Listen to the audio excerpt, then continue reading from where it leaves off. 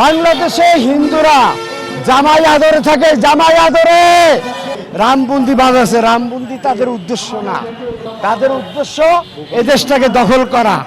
আপনারা রামবন্দির ভারতে বানান। ভারত বাংলাদেশের 26টা রাষ্ট্রের সমান। ভারতে কি জায়গার এত অভাব হয়ে গেছে যে মোদির সরকার এখানে কোটি কোটি টাকা দিয়া রংপুর, গাইবান্ধা, শেরপুরে তারা কি করতে চাচ্ছে? রামবন্দি বাজাচ্ছে। রামবন্দি তাদের উদ্দেশ্য না, তাদের উদ্দেশ্য এ দেশটাকে দখল করা, এ দেশটাকে দখল করা, রংপুর দখল করা। রংপুর দখল নিয়া তারা দেখাইতে চাচ্ছে বাংলাদেশ আমরা দখল করব। রাম মন্দির কি ও কেন? 64টা জেলা, প্রায় 750 থানা বাংলাদেশের মধ্যে। বাংলাদেশ একটা স্বাধীন রাষ্ট্র। 1971 সালে পাকিস্তানের জন্য যুদ্ধে আমরা বিজয়ী হয়েছি। আমাদের দেশ স্বাধীন দেশ।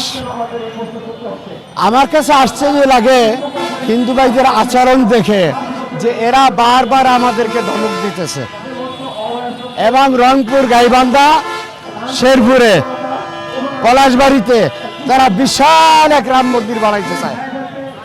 আমার প্রশ্নটা হলো আপনারা রাম মন্দির ভারতে বানান। ভারত বাংলাদেশের 26টা রাষ্ট্রের সমান।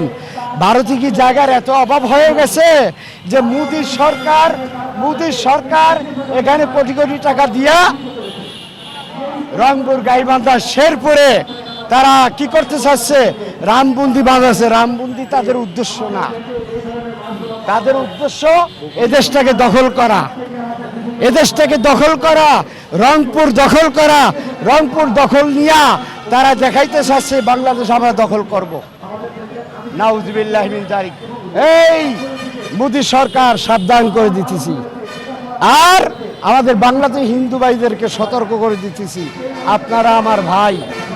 বাংলাদেশে হিন্দুরা জামাই আদরে থাকে, জামাই আদরে, জামাই আদরে আমাদের দেশে। আমি নিজে তোকে মন্দির, এই ঢাকেশ্বরী মন্দির আমি পাহারা দিছি 5 আগস্টের পরে। আমি পাহারা দিয়ে আমি নিজে দাঁড়াইছি কেটে, কে আসে আমি দেখবো। আমি ফিরোজি এখানে আছি। হায়রে মুসলমান, আমরা করলাম কি? একটা জালেম, অসম্ভব, ইসলাম বিদ্বেষী, কাফের, বেঈমান হিন্দুরা আজকে আমাদেরকে মেরে আমাদেরকে বলে রংপুর থেকে চলে যাও, শেরপুর থেকে চলে যাও, গাইবান্ধা থেকে চলে যাও, পলাশবাড়ি থেকে চলে যাও, এই এলাকায় তোমরা মুসলমান থাকতে পারবে না। ওই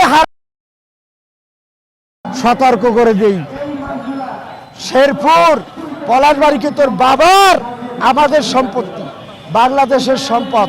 তুই এত বড় কথা কেমনে বলো? দেশদ্রোহী কথা। তাই এই দেশদ্রোহী কথা যারা বলবে, মাননীয় প্রধানমন্ত্রীর প্রতি আমার সবিনয় অনুরোধ, মেহরবানি করে এদেরকে গ্রেপ্তার করুন, এদেরকে গ্রেপ্তার করুন, গ্রেপ্তার করুন, গ্রেপ্তার করুন। অন্যথায় সারা বাংলাদেশের 93% মুসলমান যদি রাজপথে নেমে আসে, একজন হিন্দু আর বাংলাদেশে থাকতে পারবে না, পারবে না, পারবে না। আর আমরা এখনো বলি, তোমরা সহনশীল হও, সংশয় হও, আমাদের ঝগড়াঝাড়িতে যাইও না। আমরা তোমাদেরকে ইজ্জত করি, ভালোবাসি, হৃদয় টেনে নেই। আমি নিজে মন্দির পাহারা দিয়েছি। এরপরেও যদি তোমাদের বিরুদ্ধে কথা বলতে হয়, তাহলে হাতে তলোয়ার নিয়ে কথা বলবো ইনশাআল্লাহ। আসসালামু আলাইকুম ওয়া রাহমাতুল্লাহ। আমরা বারবার বলে দিই, আমাদেরকে মাঠে নামাইও না, রাজপথে নামাইও না। যদি রাজপথে নামাও, আমরা একটা হিন্দুকে আর সুযোগ দেব না, সকল গুলারকে শায়েস্তা করে দেব ইনশাআল্লাহ।